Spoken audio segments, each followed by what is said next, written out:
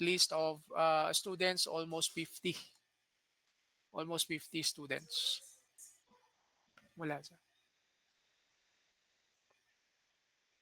24 total, 39 naman sa CS4C. Okay, so let's continue our discussion.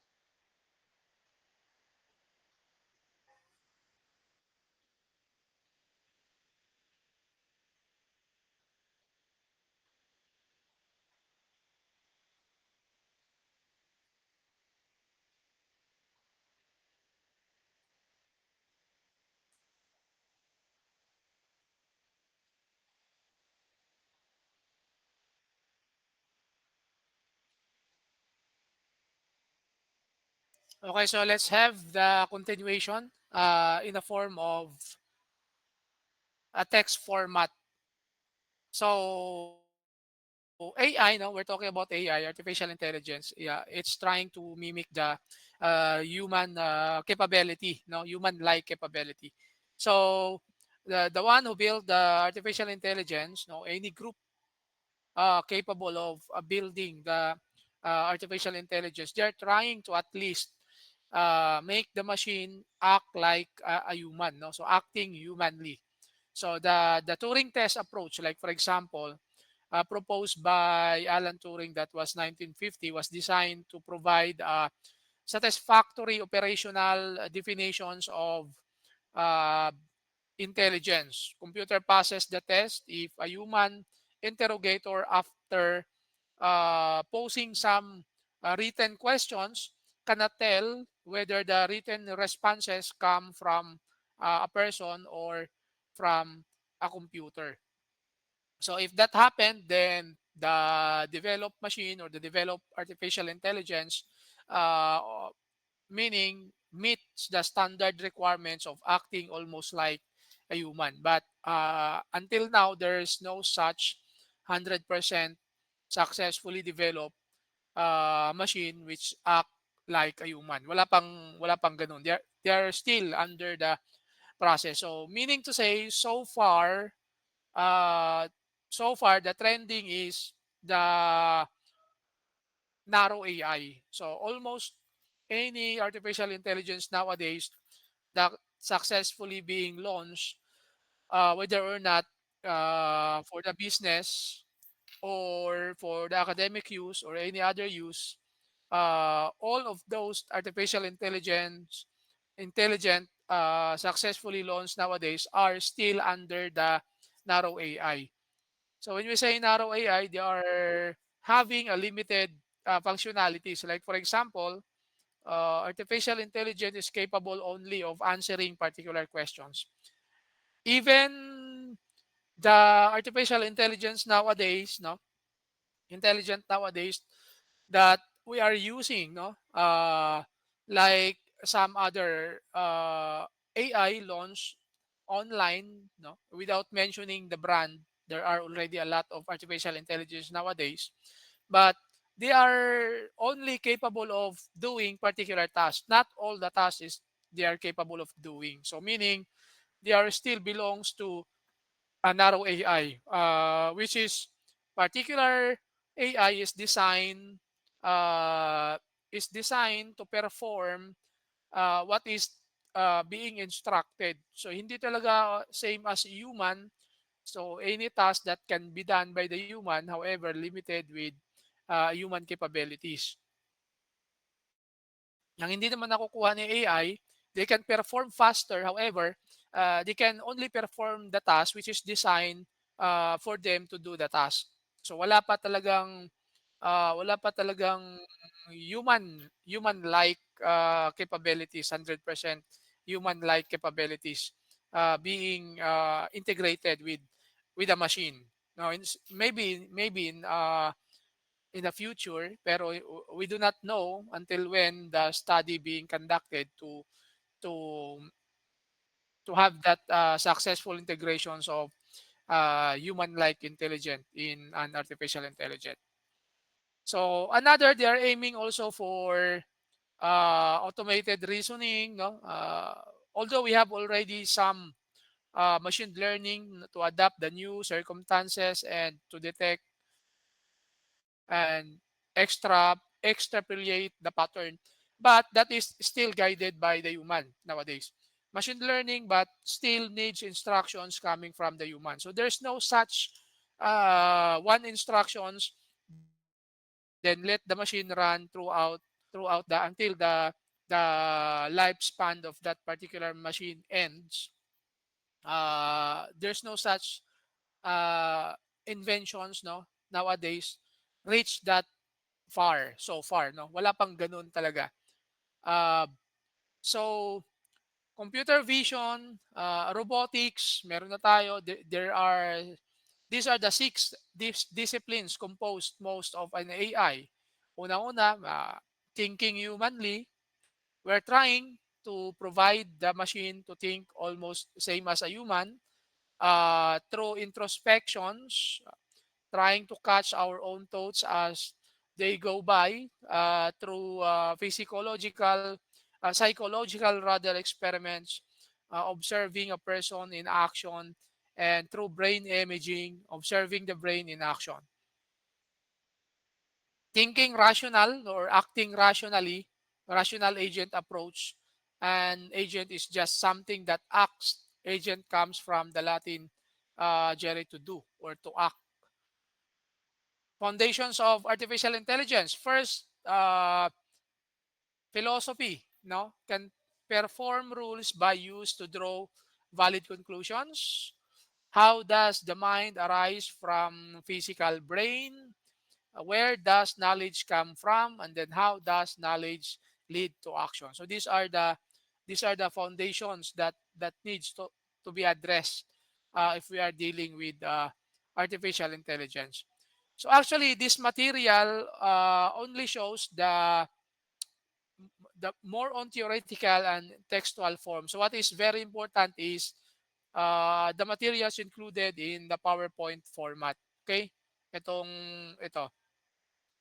Because I have created the examinations based on the PowerPoint that I have also created and posted in our Google Classroom. Okay? So kaya dito kayo mag-focus sa learning materials. Week number 3. So let us open our week number 3 PowerPoint. This is already this is more organized and ordered discussion. I have already organized this learning material so you can follow easily, no, during your review. So week number 3 for introduction to intelligent system. Agenda, we need to define first the intelligence, the intelligence system overview. Then we will be having the key characteristics. Then the fourth agenda is what are those methodologies and applications. And then lastly, the future directions. No? Now, first, let's go back to the first agenda. Let's define the intelligence. We are going to explore human and artificial intelligence concepts. Secondly, for the intelligence system overview, we are going to discuss the core definitions and fundamental concepts for intelligence overview. The third one is we are going to discuss the key characteristics, essential properties of intelligent system. And then the fourth one is we are going to have the methodologies and applications approach, techniques, and real world implementations. And then for the future direction, we are going to discuss about emerging trends and ethical considerations. So let's proceed with the first slide, the first agenda. What is the intelligence? We have already discussed this one in our previous lesson, but this one serves as a continuation. So intelligence can be understood as the capacity to, like for example, so once we think about intelligence, it is a capacity to learn from experience. Even in a human comprehension or human intelligence, we learn from the experience. So that's basic, no? Now we are trying to adapt that intelligence into a machine. So that's the reason why we come up of instructions of instructing the machine how to learn from the experience with the help of our instructions in the form of source coding. So that's the reason why we develop an algorithm that is capable of instructing the machine with the help of our source code that instruct the machine how to learn from the previous data. So, in that way, we successfully integrate artificial intelligence in that particular machine. If that machine can perform the learnings from the experience. Of course, with the help of, if we are going to discuss that deeper, how the machine learn from the experience, there's a data needed. So collections of data collected coming from the previous data. Then there are some computations, perform the operations of trying to look for the pattern in order to perform the diagnostic and the description. So that's the time the machine can describe what happened during the previous event, and then what most likely to happen for the future, and then what's the recommendations on how to avoid that things to happen again which happening before. So natutunan niya, no, based on the previous scenario. Adapt the new situation, understand and apply abstract concepts. And then the third one is use knowledge to manipulate environment and then reason and solve the problem. So wait for a moment. May entertain lang. May entertain lang ako saglit.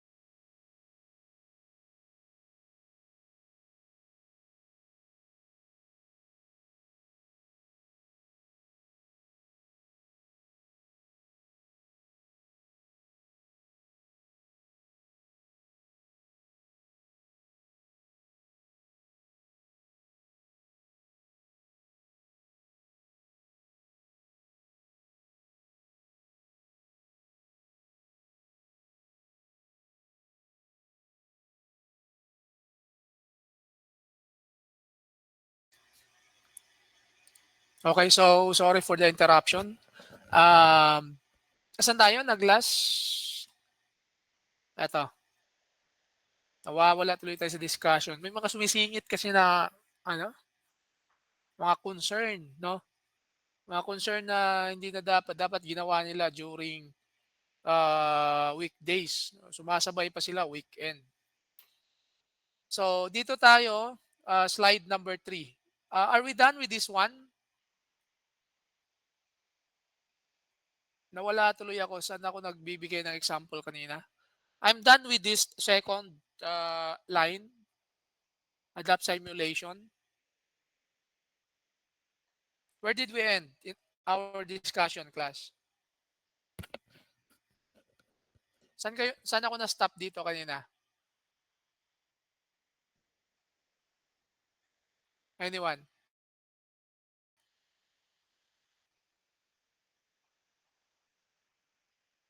Hindi nyo nasundan yung discussion natin kanina? Are we done with slide number 3? Is it slide number 3 or number 4? Perhaps wala pa tayo dito. Parang wala pa to. So 3, okay? Um,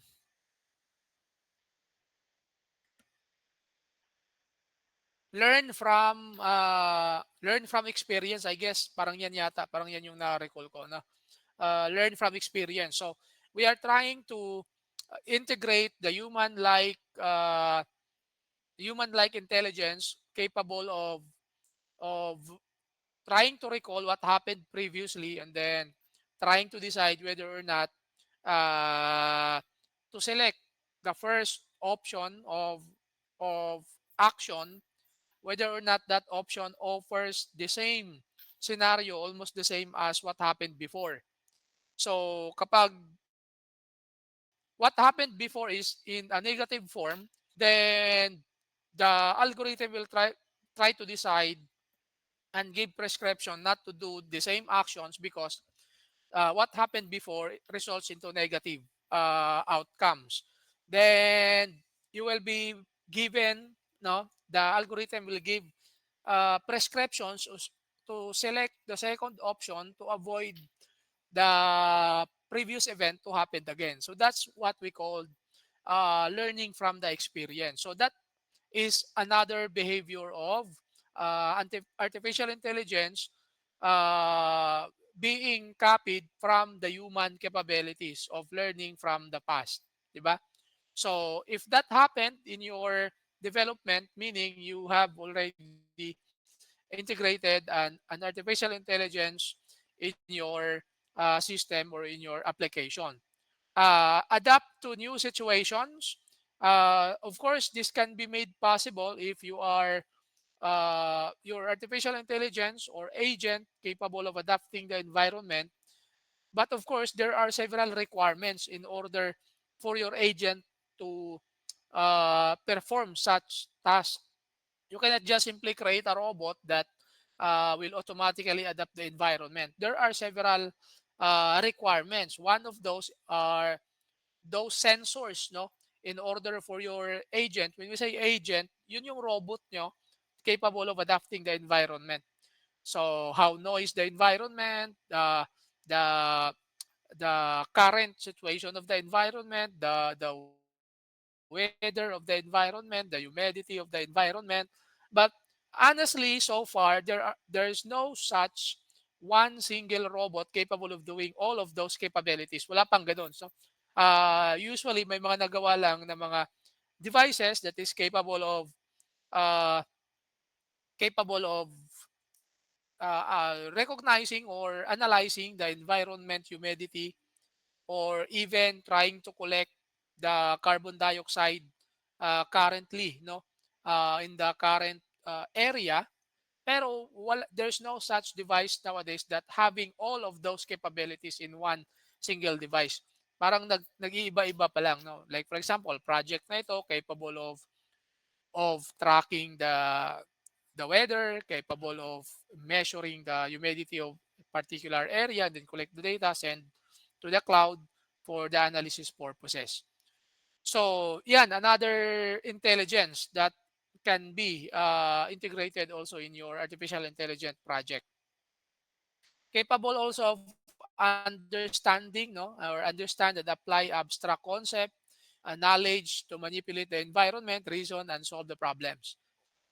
All of those are present in a human. Sa atin, meron na lahat yon. However, we don't have a capability of doing all of those with the volume of with the data volume that is that's the machine capable of handling, because uh, our brain, no, as a human, is limited with only with the the number of data capable of handling when it comes to the capacity of our brain. Unlike the machine, as long as we provide enough storage, and we can even expand the storage of the hardware to cater more data, and we can access the data much faster compared to our human brain, because the machine doesn't feel any fatigue, or the machine can easily access with the help of random access memory. Sa atin kasi, biologically ang gamit natin. So basically, we're capable of doing all of those. However, when it comes to the speed, we are not same as a machine that can return the data uh, faster compared to the human capabilities. Kaya that's the reason why we are making use of the hardware, so we can extend our knowledge and then place that inside the hardware to mimic our capabilities, and even faster than the human. So yun yung doon nabubuo yung artificial intelligence, no? So that serves as our tool, no? Hindi yun kailangan kakatakutan, kasi that is being created by human to extend our ideas in an actual machine, so that machine can be a tool for us to improve our productions or our daily routine. It could help us to improve our task even faster. Kaya mayroon na tayong mga devices that is capable of doing all of those capabilities, no? So meron tayong mga trained AI in a form of robotic arms, no? Iti-train mo lang. So once na trained, sila nagagawa ng task. Parang gano'n. So next slide, number 4, human versus machine uh, intelligence. Human intelligence, if we are going to talk about, developed through evolution over millions of years, no? So, in machine intelligence, engineered and rapidly advancing. So sa human, continuous. Kapag namatay na yung nag-create ng particular knowledge, then it will be passed to the next generation, and then it keeps on evolving. Uh, while the human already possess all those advancement, if we're talking about the machine can directly handle all those advancement. There's no need for the machine to wait for another evolution, because the machine is only relying based on the current human capabilities. Kung capable na yung human to invent the machine, then the machine is just there waiting for the human capabilities to improve that machine, and then to create and to integrate that human intelligence. Meaning, tayo pa rin talaga ang bumubuo ng machine. So whatever inventions created, it comes from human. So it doesn't it cannot be happen that the machine creates the machine unless you instructed that machine to create also another machine. So meaning babalik pa rin, human pa rin ang nagbibigay ng instructions. However, as a human, we are limited, no? Based nga sa definition nito, developed through evolutions over millions of years, 'di ba? So we can recall, ito lang yung best example. How can we recall particular information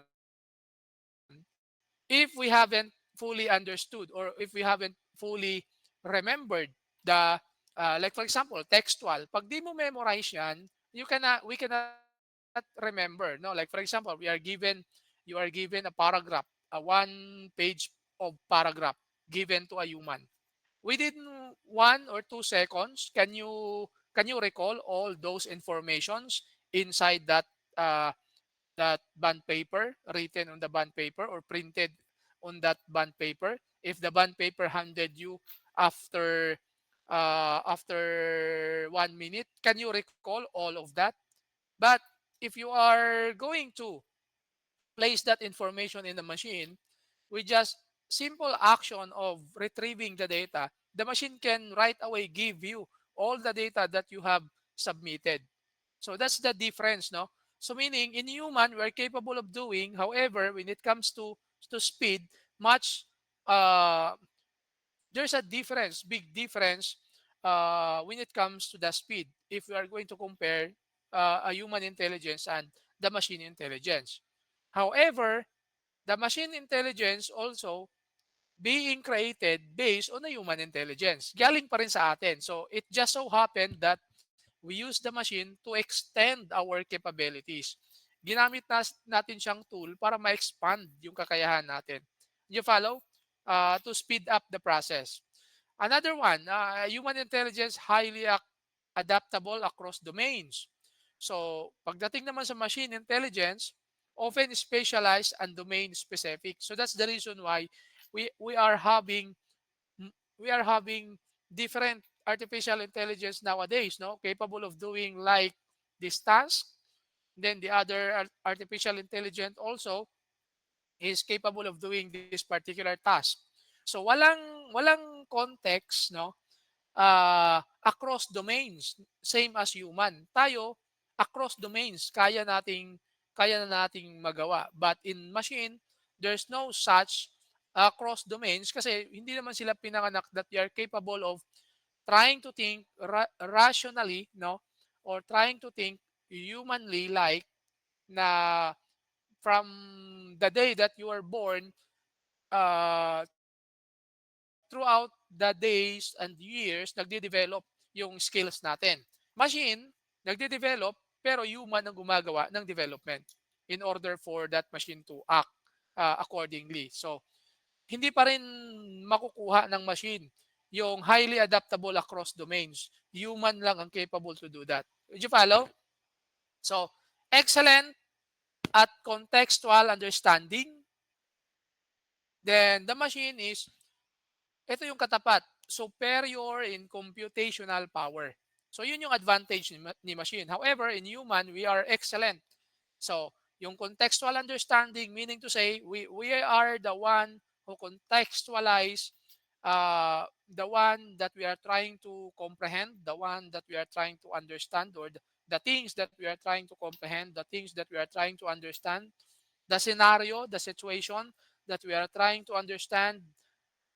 We are having an excellent of doing that contextually and understanding any situations. Machines doesn't possess that excellent of contextualizing and understanding. Only human possess that one. So, however, when it comes to computational power, we do not possess that to speed up our contextualization and to speed up the way how we understand. So that's our limitations. The speed of doing the contextualization and the speed of doing the understanding, human doesn't possess that power of computational. So that's the reason why we use machine. We use the machine. We we take the advantage of superior computational power of the machine, and then we transfer that context coming from the human comprehension into the machine. Now the machine now possess the computational power, then it will return the accurate result with such speed that the human cannot perform. O di ba nagiging tool natin yung artificial intelligence. So there's nothing to worry of, like for example yung mga nasa sci-fi movie na nag-go over ano yung machine. Hindi, tayo pa rin yung nagdi-dictate eh. So meaning whatever you integrate in that machine, as long as you are following the ethical, no, of developing that particular product, there's nothing to worry kasi human pa rin talaga ang nagdi-dictate. Kasi yung excellent contextual understanding, wala yan dun sa machine. Nasa human yon. Okay? The third one is strong emotional and social capabilities, which is we cannot find that in a machine. It is lacks of inherent understanding. So when it comes to machine acts according to the instructions. Okay? Machine acts according to the instructions. If you want to include emotions, you are going to create an algorithm that mimics the human comprehension. So who dictates the emotions? It is not coming from the machine itself. Still, it comes from the human intelligence. Di ba? Gusto nating makapag-imbento ng robot that can act like a human, then that decision making is not coming from the machine itself. It comes from the human itself. The human now will be the one to create an algorithm connected to the device to respond according to that algorithm that mimics the human's gesture when it comes to facial gesture. Pero human pa rin ang nagdi-decide noon, not the machine itself. Okay?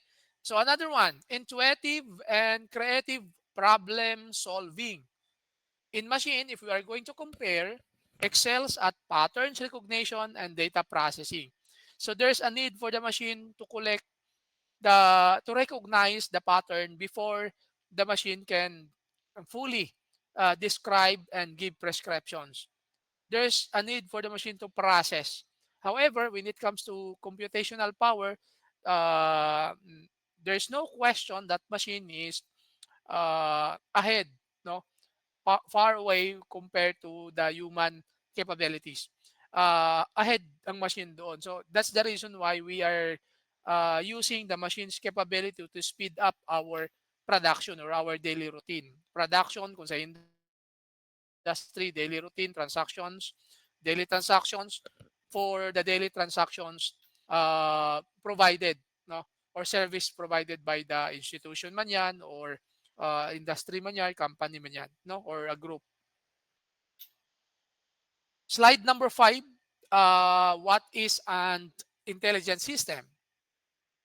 So based on the definition, no, that I have also included, it is a machine with an embedded internet connected computer that has the capacity to gather and analyze data and communicate with other system. So doon yung magiging definition ng intelligent system.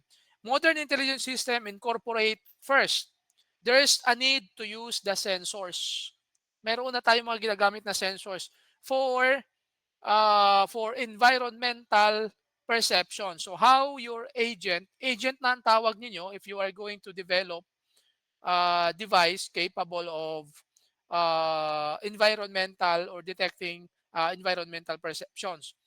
Your agent can perceive the current environment by the help of sensors. So mag-install ka ng sensor to that particular device that is capable of collecting the data, diagnose the data, what happened within the environment. So intelligent system, if there is a data processing and storage capabilities integrated in that particular device.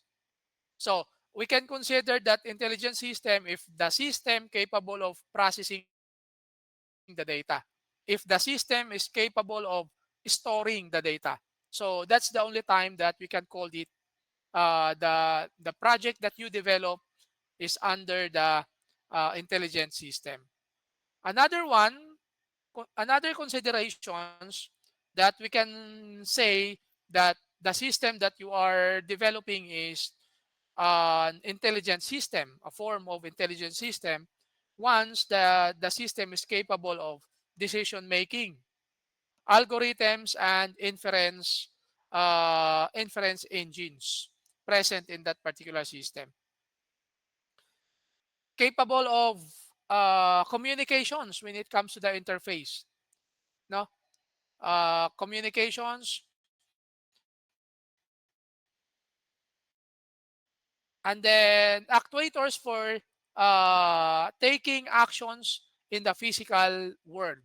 So kapag meron lahat ng ito, no, if the system incorporates all of these, meaning that's the time that the system that you are developing is an intelligent system. If all of these are uh, present in that particular systems development, or even more than one of these, no, more than one of these modern intelligent systems capabilities. Historical and evolution of intelligent system. Early AI, starting from 1950s, meaning to say, class, if the AI boom as of 2025, that actually started, no, even before. Meron na, may studies na ng AI. Sobrang tagal, di ba? Research focus on symbolic reasoning and logic.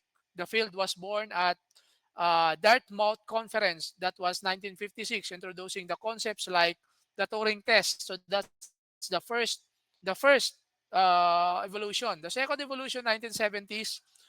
Here comes the expert systems emerge using rule based. No, so meaning the system is included several rules to be followed in order to come up with particular actions using rule-based approaches to solve domain-specific problems. The first AI winter occurred due to limitations of uh, early approaches. So 1990s to 2000, nandito na yung integrations ng statistical methods, the computations na using statistics and machine learning gained prominence. No, the data-driven approaches began to show promise in practical applications. Now in 2010 until now, present, deep learning revolutions transformed the field. Neural networks, or the CNN, achieve breakthrough performing or performance in vision, language, and game playing tasks. So kaya meron na tayo ngayong mga advanced that was started during 2010s and up to the present. Now, the core characteristics of intelligent system: adaptability. No, you need to remember that one. The second one is the autonomy and then learning capability. So when we say the adaptability, ability to adjust behavior based on a changing environment and requirements without explicit programming with the help of sensors. Of course, those sensors also incorporated with some algorithms. Algorithm instruct the sensors when to collect the data, or when to trigger the actions to enable that particular sensor. So the sensor itself having its own functionality, but with the combinations of algorithm when to take that actions, algorithm dictate when that sensors will take the action. So when that sensors will turn on, when that sensors will turn off. And then when the middleware application sends the data collected by your sensor to the cloud or to your online application based on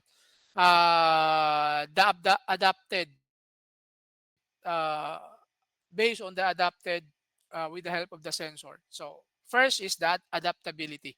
Autonomy, capacity to operate uh, independently and make decisions without constant human intervention. Ito na yung tinatawag nating diagnostic. May ini-integrate kayong analytics. Dito papasok yung analytics under autonomy, no? Capability to operate independently and make decisions without constant human interventions. Yung mga automations natin, kaya there are several applications nowadays capable of automating the task. You can just simply create the workflow and then run the application. Then it's up now to your automated applications to perform the task without human comprehension. Like for example, if you are trying to automate the response coming from email, and then based on, wait for a moment, na naubula ko. based on the feedback coming from the customers. Instead of typing your response manually, you can just simply create the workflow on how are you going to respond in that particular comment. Then you are going to create actions. Then you can just simply run the created workflow automations, no? And then it is your automations will do the task. There is no need for you to respond or to reply any concerns coming from the customer.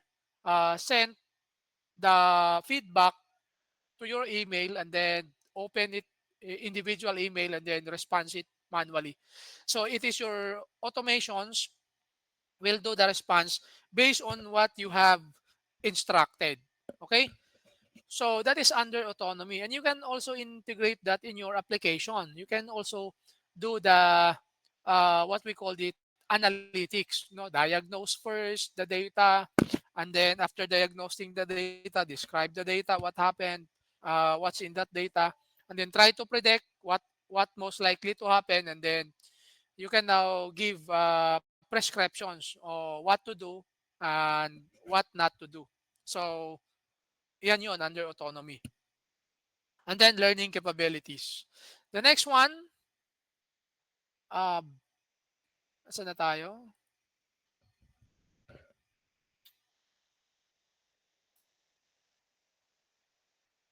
Okay, so slide number 8, advanced characteristics, perception, reasoning, knowledge presentation or representation, and then planning execution. Core approaches to building intelligent system.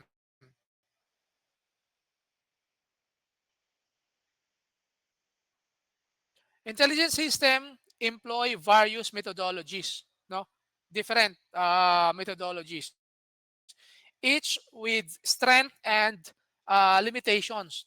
The most effective system often combine multiple approaches to leverage complementary capabilities.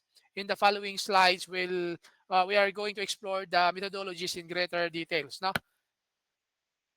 The first, knowledge-based system, yung nabanggit natin kaninang expert systems that encode human expert knowledge as rules and facts to solve complex problems through inference mechanism.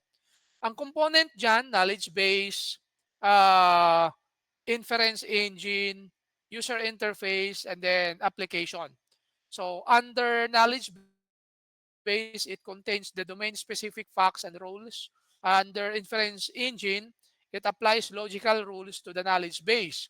Under user interface naman, it facilitates communications with users.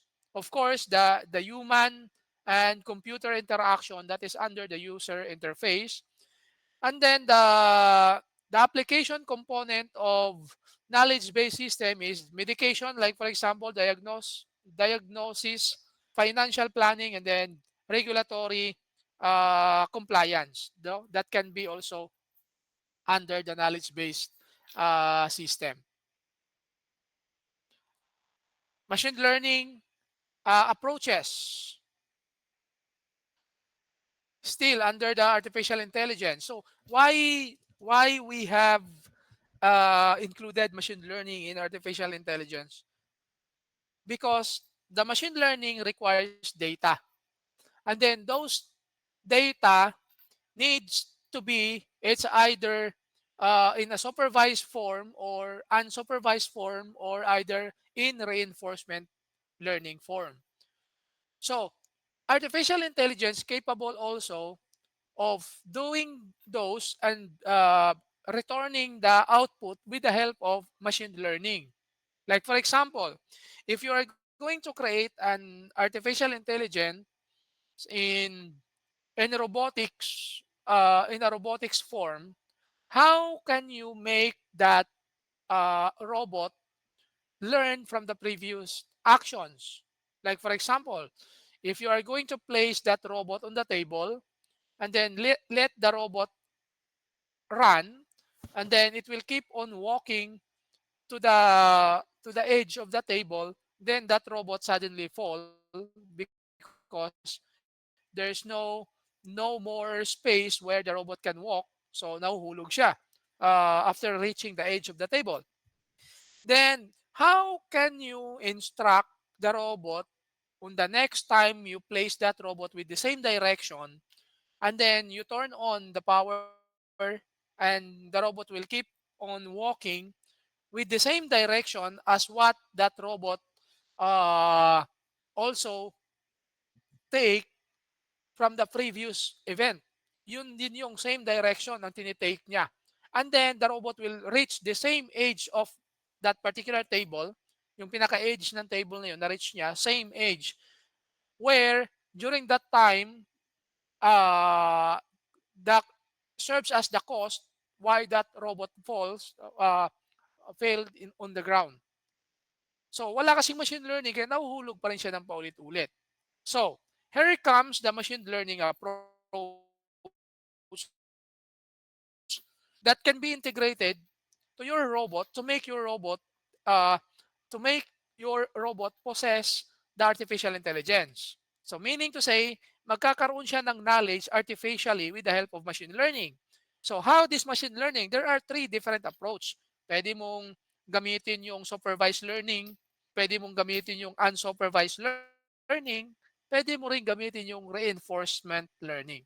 So in supervised learning, to avoid that robot to fail again, no, with the same with the same error, no, to encounter the same error na lagi siyang nahuhulog doon, na natahak mo yun before, you can use supervised, you can use unsupervised, you can use reinforcement. So for the supervised learning model, the models learn from labeled training data to make predictions or classifications on new data examples. So meaning may trained na. Pag na-trained mo siya, if you are going to take that direction, so there's already a save trained data for that particular direction.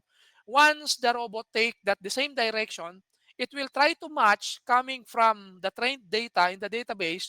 I am already, I have, I have, I've been already in this particular direction based on the supervised data that I have in my database. So when I walk continuously based on my supervised data saved in my database, nahuhulog ako nito before. Nagkakaroon ako ng error. So, dahil nakuha niya na based on the training data, then the robot will make decisions to turn right or to turn left because on the previous event, nahuhulog siya doon. So, to avoid that to happen again, to avoid committing the same mistakes, then your supervised learning will give another possible path or possibility path the robot can choose to avoid that to happen again. So that's already a form of a machine learning. So meaning your robot learns from the previous experience with the help of your supervised learning. So AI na siya. Meron na siyang artificial intelligence with the help of using the machine learning approach with the approach of supervised learning. You can also use the unsupervised learning. So, paano gagamitin naman ang unsupervised learning? Models identified patterns in unlabeled data without explicit guidance. So, walang naka-predefined na, okay, pag ito yung equivalent niya. Kapag ito yung equivalent niya. Example, include clustering algorithms, associations rules, and dimensionality reduction techniques, applications, customer segmentations, anomaly detections, and topic modeling. So if you are working with data also. So usually, yung machine learning, more often being used in like for example, no, customer segmentations, anomaly detections, topic modeling. But you can also use that in a robotics. Pwede rin yun, no? Yun nga lang unlabeled. Hindi siya nagbe-base doon sa mga na-trained na data. How about the reinforcement agent? Learn optimal behaviors through trial and error, interactions with an environment, receiving rewards or penalties for actions taken, applications, game, playing, robotics. So dito siya nangyayari. Reinforcement. ito yung madalas ginagamit sa robotics, seldom na ginagamit yung unsupervised, pati yung supervised. Supervised learning, usually nagagamit to sa mga facial recognition, no? Most of the time doon siya nagagamit, supervised learning. You are going to train and so on and so forth. And then ito naman, more often nagagamit sa game playing, robotics, resource management, autonomous vehicle. Itong reinforcement learning. Bakit? It interacts with the environment. Eh di ba? You need sensors for this, for your agent to interact with the environment. So reinforcement learning ang kailangan mo dyan. Yung mga self-driving car, that is a type of reinforcement learning. So there are several sensors installed in that particular car that can interact with an environment. So it will act autonomously. So dito yon, reinforcement tayo kapag yun ang balak, no, sa project. Okay. Deep learning, breakthrough methodology. Deep learning uses neural network with multiple layers to learn hierarchical representations of data. Convolutional neural network, CNN, revolutionize computer vision. Recurrent neural network, or RNNs, processes sequential data like text and time series. And then transform power state of the art language models through attention mechanisms. Generative adversarial networks, or GANS, creates synthetic data through competitive training. So that's the deep learning approach. Another one is an hybrid and specialized methodologies.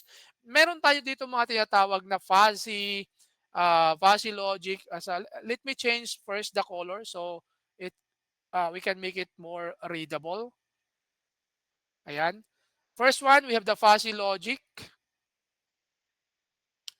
The second one, we have the evolutionary computation. And then the third one, we have the neuro fuzzy system. And then the other one is the swarm intelligence.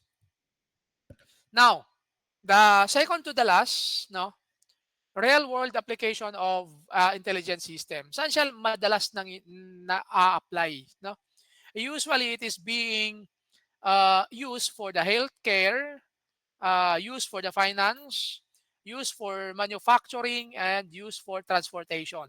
In healthcare, it is being used for diagnostic support system, medical image analysis, drug discovery, personalized treatment recommendations, and hospital resource optimizations.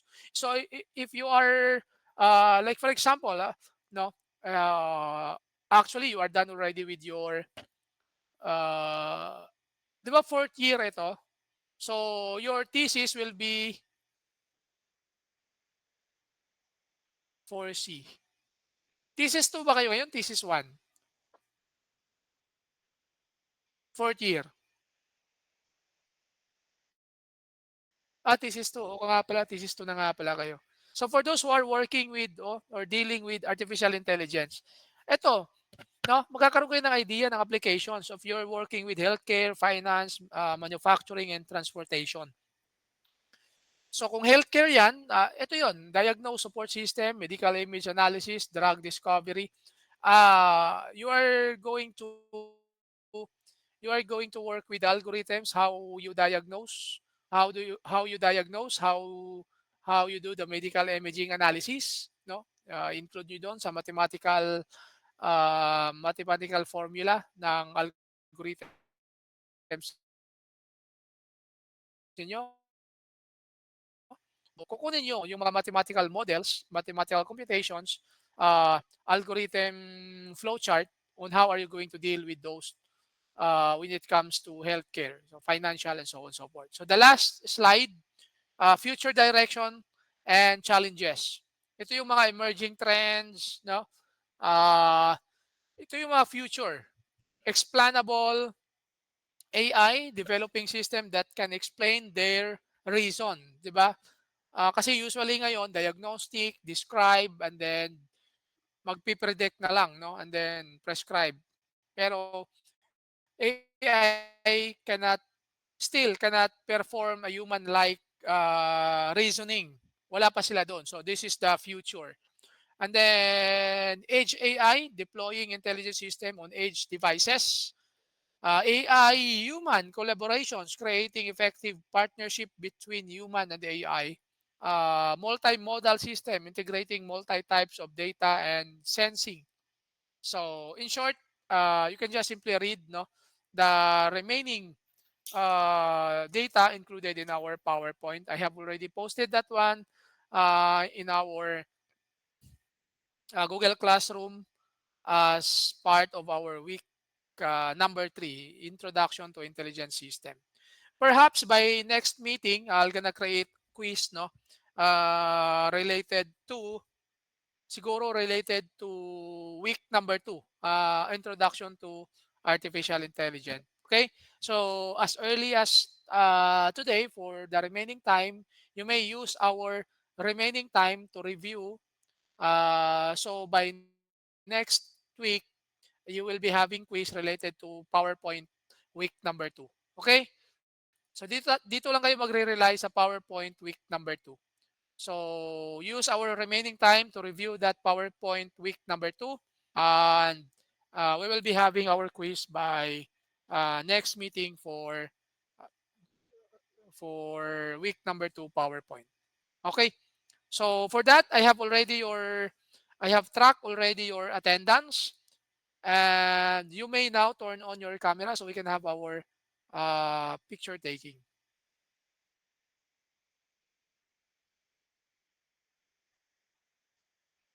Or siguro hindi muna ako mag picture taking ngayon para hindi mapuno yung drive ko. I have already my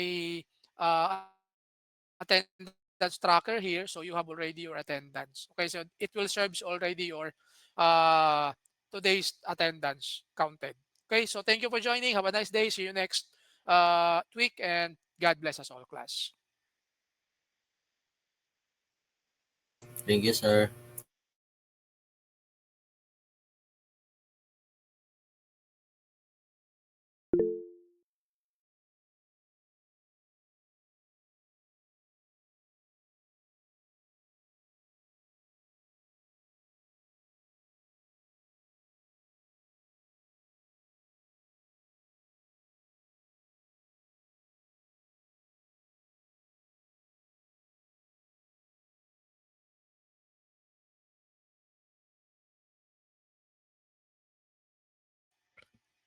Yes, Malto, you are raising your hand.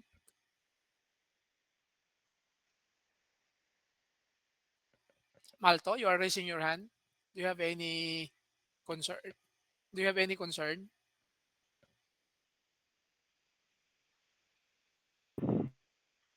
Hello po, sir. Kami po yung pumunta last week po. Mm-mm. Yung tatlo po kami, nung Tuesday po kasi wala pong meet nung sa thesis po. I have posted yata an instruction do sa thesis. And yung about po sa ano, yung sa group po, Yes. kami po yung pumunta nung last Thursday po, last week po, na nagsabi po Ano na ano ano if-ever nga po. yung concern? Ano yung concern? Yung sa group Nakalimutan po ko. na puwede pong ibahin yung groupings po dahil po sa member. Tatlong grupo po kami. Bakit iibahin? Anong group ba Wait, yan, thesis? opo. Yung sa isang group po dalawa lang daw po sila ta's yung isang kagrupo niya po, hindi daw po natulong. Ta's yung isang grupo naman po, 4 po sila, hindi din po natulong yung tatlo daw po. Ta's yung sa'kin naman po, nalipat po sila sa ibang section, silang dalawa po ta's nagsabi po ako na kung ano pong mangyayari. Hindi ko din po sila masyadong nakakausap nga po about po sa thesis. Actually, when it comes to your groupings, hindi nyo na yan dapat riniraise sa akin kasi kayo ang magsosolve niyan. So whatever happened in your groupings, mag-uusap kayo dyan. Ano ba, itutuloy niyo ba yung group niyo or kasi yung paglilipat-lipat malabo 'yan, hindi ko recommended 'yan. It's either magkanya-kanya kayo, bawat isa gumawa kayo kung worst talaga hindi kayo magkakaintindihan. Pero yung lilipat-lipat kayo ng group, ang hirap kasi niyan. Mahirap 'yan, eh. Meron na akong checklist kasi ng groupings niyo.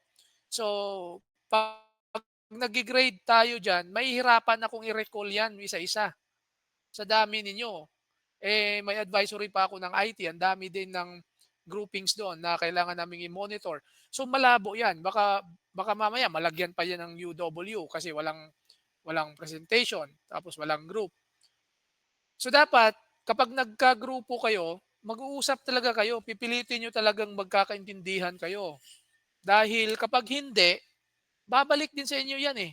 'Pag nalito ang ano, 'pag nalito yung may hawak ng thesis niyo, like for example advisor, kunyari sa akin, hindi masasadyang hindi kayo mabigyan ng grade. Dahil sa dami niyo, hindi naman namin memoryado 'yan. Kagaya niyan, first niyo na thesis magkakasama kayo tapos 'pag nage-grade ako hindi na pala kayo magkakasama, iba na pala, eh, paano 'yun baka nga mabigyan ng grade na hindi naman dapat mabigyan or hindi mabigyan ng grade na dapat bibigyan naman ng grade. Gano'n ang magiging consequence niyan, eh, magkakaroon ng confusion. Kaya dapat mag-uusap talaga per group, 'wag pa iba-iba kasi damay-damay 'yan sinasabi ko sa inyo, malilito tayong lahat diyan. Yes, Prince. I'm sorry po sir, nawala po kasi ako kanina, nag-attendance na po ba? Actually meron na tayong attendance tracker, Okey, eto. okey po. So mabalikan natin si Aaron. Last time ba nakapag-present kayo? Yes po, sir. Nag-gradean kayo? Wala pa pong grade sa portal pero Hindi, nakapag-ano po kami. I mean during presentation. Wala pong Sinong sinabi, sir. panelist niyo? Sila Sir B kayo, Eric, 'di ba, B? opo. Eric? Sinong Eric? Wala namang Eric na panel, Sinong panelist niyo? Tingnan ko nga dito sa record. 4B 'no, yes 4B.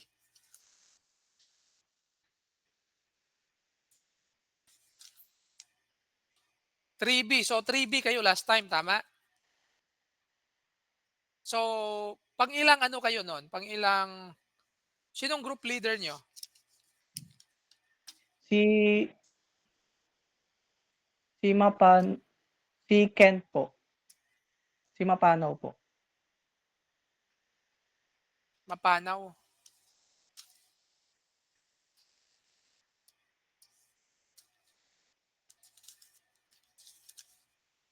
3A, 3B.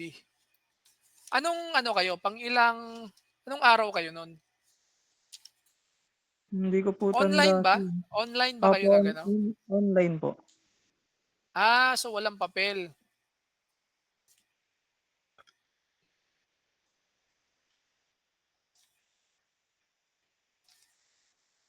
Online pala kayo nun.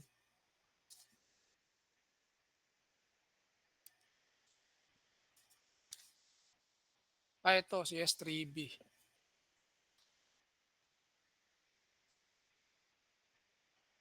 Mapanaw, Malto, ito. Opo. Oh, meron kayo dito. Mababa nga ang bigay sa inyo. Ang baba ng bigay sa inyo. Optimizing campus. Ito, no? Tama? Yes po. Campus communication through an AI-driven message. Okay, okay, sige. Oh, nakapag-present naman pala kayo eh. O, paano? Bakit during that time ba hindi kayo kumpleto? Pero bakit tatlo ang record dito? Hindi kumpleto po kami, sir. Ang problem lang po nung nagawa na po, hindi ko po sila masyadong makausap po. Pati po sa personal, Ah, isang so beses ko lang po sila ganito nakausap. 'yan. Ganito 'yan. Kung sino yung gumagawa, i-record mo lagi. Paper, tapos i-inform mo sila na dapat tumulong. Tapos i-record mo every time anong date, anong araw mo sila sinabihan na hindi sila nag-response. Ngayon, para mayroon kang proof, kailangan sa Messenger mo sila i-inform, pati sa email. Ibig sabihin, makikita kasi dun sa history ng Messenger, di ba? Kung Yes nag-agree po. ba sila or hindi nag-agree. Ngayon, kapag nag-agree naman sila, hindi yun hanggang agree lang. Dapat may picture ka rin na gumagawa kayo. So, hindi naman yan ay panigurado na lahat ng member is working with the same thesis. Kasi lugi naman yung isa lang ang gagawa. So, hindi solusyon yung bubuwagin yung group. Ang solusyon diyan, i-document nyo lahat ng ginagawa nyo para lahat ng members walang ibang choice kundi tumulong. Kasi din documented eh. Like for example, bigyan mo ng task. O tulong ka muna nito. Ito gagawin mo. Pero i-message mo sa Messenger. Meaning to say, in-inform mo sila. Hindi naman nawawala yun sa Messenger. Naka-story yun. Tama? Di ba Yes po. nandoon yun? Oo. Yes. Doon yung ilagay.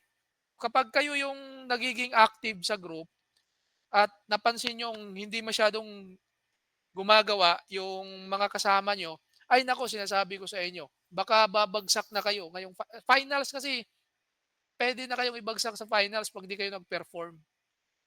Yung thesis 1, okay pa lang yon. Pwede pa kayong pagbigyan dun eh.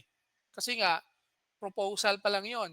Pero sinasabi ko sa inyo sa finals, nako, dali talaga kayo dyan. Kasi what the panelists expect during the first thesis, pag di nyo na-explain na maayos yan sa finals, mababagsak talaga kayo. Yun yung mahirap dyan. Pag di nyo yun tinutukan. Eh. How much more kung hindi pa kayo nagkakaintindihan ng members. Kaya, the only way na para mag-usap yung buong group, kung sino man yung active, i-document mo. Example, sa messenger nyo, inform mo lahat. Okay, ito yung, create tayo ng group ha, pang-atin ito. Ayan, sasabihin nyo. Kung sino man yung active, siya yung magli-lead. So, gagawin natin ganito. So, meron kayong schedule na kung saan mag-uusap kayo lagi, constant communication. Tapos, lagi nyo chine-check yung documentations na ninyo. Ano na bang state, ano na bang nagawa. And then, sa programming, dapat ginagawa nyo na yan ngayon. Dapat every vacant time, gumagawa na kayo. Wala na kayong palalagpasin na oras. Kasi yung thesis 2 nyo na yan, napaka ano na yan, hectic na yan masyado.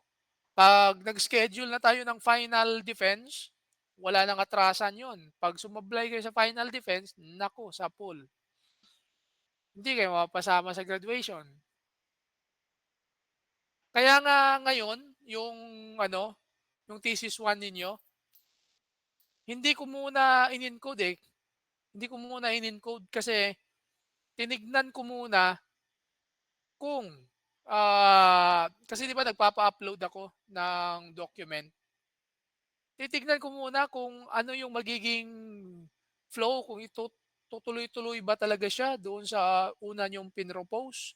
Malalaman ko yun sa laman ng documentations niyo eh. Doon yan malalaman kasi meron kasing sobrang galing during thesis number 1. Sobrang sobrang dami ng mga examples na nababanggit pero in actual na pala sa thesis number 2 hindi pala nagagawa. Ngayon, pagdating doon sa grading na wiwindang sila, ang taas ng grades nila nung thesis 1, pagdating sa 2, biglang bagsak. May mga ganong senaryo. Kasi nga, what is being mentioned during thesis 1, napaka, sounds promising. Pero pagdating pala ng thesis 2, hindi na justify. May mga ganon kasi. So, ano makakatulong sa inyo dyan? Kayo mismo, mga group members, mag-uusap talaga kayo. Hindi uubra yung away-away, hindi makakatulong sa inyo 'yan. Huwag niyong pairalin yung away-away, "Oh, ikaw wala ka namang ginagawa, eh, ako naman laging gumagawa." Yung laging gano'n, naku, sinasabi ko sa inyo, uubusin oras niyo niyan. Mauubos oras niyo niyan, tapos wala kayong magagawa. In the end, wala kayong mai-present. Hindi niyo natapos yung thesis ninyo. Yun yung possible na mangyayari. Marami na nangyari niyan, proven and tested na yan, yung lagi kayong sa ka-group members. Imbes na magrereklamo kayo, i-document nyo lahat yan habang ginagawa mo kung hanggang saan ka aabutin. Pagdating ng dulo, during your presentations, at meron ka lahat proof na ni-reach out mo naman sila, nagpatulong ka naman, tinuruan mo naman sila kung paano tumulong sa'yo at paano gawin, documentations, programming, research, data collections, diagrams, lahat-lahat na ah, minessage mo naman sila na ganito ang gagawin pero wala talagang ginagawa. So dapat meron kang mga attachment. Tsaka nyo ipasa sa akin. Sir, ito, ako lang po ang gumawa at ito yung proof. Meron po akong mga message sa kanila na ito gagawin namin, ito yung plano namin, ito yung documentations pero wala po silang tinulong. So kapag may mga kaakibat na proof doon, matik yon, bagsak agad yung members na yon at ikaw lang ang may grades during the defense. Nakuha nyo? Pero pag di nyo ginawa yon, paano ko ba malaman na tumulong ba yun o hindi? Hindi naman po pwedeng verbal lang. Yung sasabihin nyo lang, no sir, ako lang gumagawa na ito, wala, talo ka doon. Yung wala kang ipapakita na proof na nag-meeting kayo, na sinabihan mo sila, ito yung assignment. So every task talaga dapat naka-record yan, naka-document. Para yung group member na hindi tumulong, wala siyang lusot. Pag sinabi mong, hindi ka naman tumulong ikaw yung binigyan ko ng task para gawin itong algorithm flowchart base dito sa plano natin at base dito sa nagawa natin na testing. Ito, nagawa na namin to, pero yung inassign sa iyo, based dito sa pag-usapan natin, kailangan documented din yung pinag-usapan ninyo. Kaya mas maganda doon sa chat. Kasi lahat ng tinype nyo doon, hindi yun na-erase di ba? Nandoon lang yun. Nakuha nyo ba? Nakuha nyo ba tinutukoy ko? Yes po. So, kailangan may proof lagi. Kasi pag sinabi nyo hindi tumulong, ano ipapakita mo na to justify na yung member mo hindi talaga tumulong? Nabigyan mo ba siya ng task tapos hindi niya nagawa? Ganon, di ba? Ngayon, ganito, pangalawa. Meron din kasing member na kulang pa talaga yung skills. Ngayon, kung natapat yan sa group ninyo, as a leader, turuan mo siya kung paano gawin yon para makatulong. Kasi kung pabayaan mo lang, di mas lalong hindi siya makakatulong kasi nga pinabayaan mo, hindi mo tinulungan Hindi mo tinuruan kung paano gawin. Did you follow? So kung may member kayo na binigyan nyo ng task, like for example, minessage nyo na, andyan na sa email, ito gagawin mo ha. So may ano ka na binigyan mo siya ng instruction. Umag-agree naman siya. Pero hindi niya pala alam kung paano gawin 'yon. Yung iba kasi nahihiyang magsabi na hindi nila kayang gawin. Did you follow? So meaning you need to be very observant also with your member. Tanungin niyo, yun bang task na binigay ko sa iyo, kaya mo bang gawin 'yon? Sabihin mo yung totoo kasi kung hindi, turuan muna kita bigyan muna kita ng example kung paano gawin. Nakuha niyo? Ganyan lang 'yan. Kailangan nag-uusap talaga kayo. Hindi puwede yung binigyan ko sir tapos hindi naman niya ginawa. Malay mo baka hindi nga niya talaga kayang gawin pa. So, kailangan alamin niyo muna, 'pag binigyan niyo na ng task, alamin niyo, kaya mo na bang gawin 'yan? So, 'pag sinabi niyang hindi, um, kailangan turuan mo rin muna siya. Ganito lang 'yan, bigyan mo siya ng sample. Flowchart, hindi pala siya marunong sa flowchart. Imposible naman, 4th year na kayo, hindi kayo marunong ng flowcharting. Ngayon, given na hindi na talaga marunong, umabot na diyan, anong gagawin mo? Pabayaan mo lang ba? So you need to train them, no? Turuan mo, bigyan mo na example. Ito ganito 'yan, ganyan, ganyan. So, pag nagawa na niya, ayan, hayaan mo siyang ituloy yung task. Hindi yung reklamo kaagad kayo tapos bubuwagin agad ng group. Wala kayong patutunguhan do'n. Nakuha niyo? Dapat yung mga solutions within the group, hindi niyo na nga dapat sinasabi yan sa advisor Kasi ang gustong marinig ng mga advisor is yung solusyon ng thesis niyo mismo. Hindi yung kung nagkakaintindihan ba kayo as a group. Nakuha? Did you follow? So, yung problem within the group, kayo ang magsosolve nun. Kayo yun mismo. Ngayon, kung ang concern nyo ay lugi ka dahil ikaw lang ang gumawa, i-document mo yan. Para pagdating ng dulo, may ipapakita ka na, "Sir, ako lang gumawa lahat nito. O ito yung proof, nabigyan ko sila ng ano, pero hindi naman nila ginawa. Tinuruan ko na nga sila kung paano gawin, pero hindi pa rin nila ginawa. Ako pa rin ang ganito, ganyan, and so on." So dapat may maipakita na proof. Pagdating sa dulo, pag na-justify natin na gano'n, edi wala silang grade. Pupuwedeng bagsak sila or pupuwedeng pasang-awa. Gano'n ang mangyayari diyan. Ang worst diyan is uulitin nila. Ang problema ba, pag inulit yung thesis, gumraduate na yung group mo, you need to propose your own from the scratch title. Kasi yung title na na-propose, graduate na yung members na kasama mo doon. So yun yung worst sa mga maiiwan. Kasi they need to create their own title from the scratch, from the start. So kaya advice ko, hindi ko recommend yung binubuwag ang group. Kailangan yung maghanap ng paraan na magkakaintindihan kayo. Constant communication, understanding with your team members, tapos daanin nyo sa ano, meeting kayo ng meeting, gano'n. Online meeting kayo lagi, mag-uusap kayo lagi. Tapos do the research. Bawasan nyo na muna yung mga gala-gala, bawasan nyo na muna yung mga iba yung ginagawa, no, that hinder the your focus of working with your thesis. Thesis na yan ha, hindi na yan basta-basta. Thesis 2 na yan. Okay? So, malinaw, Aaron, doon sa mga ka-member. Nandito ba yung mga ka-member? Ka-members ni ano? Sino yon? Wala po sir, nasa ibang section po. Pero okay naman po. Thank you po. Okay, sige. So that's all. Thank you for joining. Have a nice day and prepare for your quiz by next meeting. God bless us all. Thank you po, sir.